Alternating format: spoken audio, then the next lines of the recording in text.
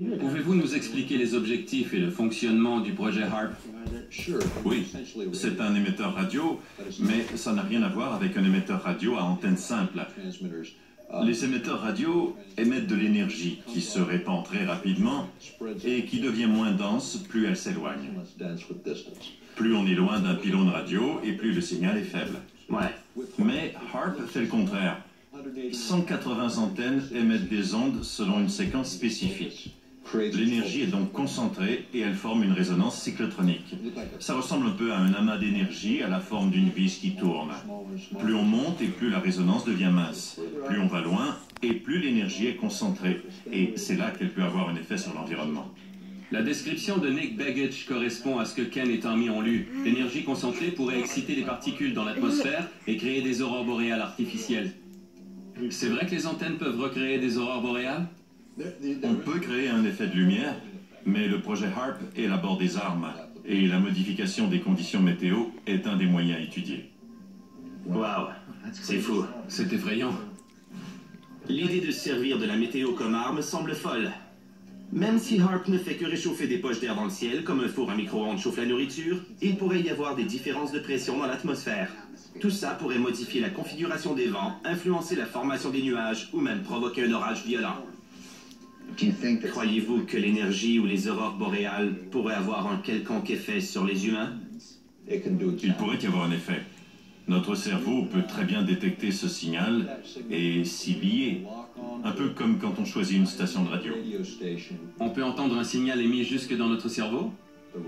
Un signal précis peut avoir un effet sur nos cellules. Il pourrait calmer ou agiter une population. Je vais vous démontrer le concept du contrôle de la pensée dans quelques instants. On pourrait transférer certains sons à l'humain sans qu'ils passent par les oreilles.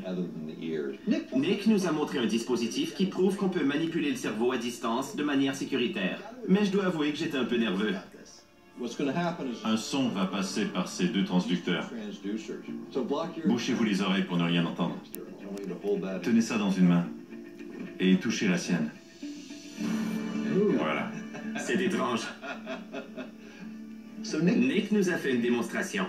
Il a fait résonner de la musique dans ma tête à partir du corps de Jax, alors que je n'entendais rien. C'était vraiment étrange. HARP tenterait d'élaborer une version sans fil de ce dispositif. Tout le spectre électromagnétique peut être utilisé ou manipulé de manière spécifique pour s'associer au corps humain et créer certains états de conscience. Est-ce que ce sont des théories? Ce ne sont pas des théories. Regardez mes recherches et vous verrez qu'il y a des centaines et des centaines de sources et documents cités.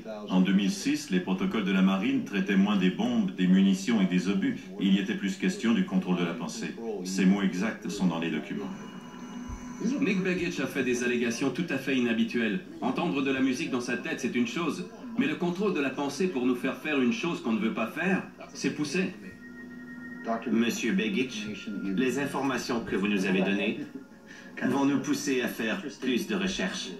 Merci de vous y intéresser. Merci d'avoir pris le temps de nous parler. Nick Begich a abordé des théories qui donnent froid dans le dos.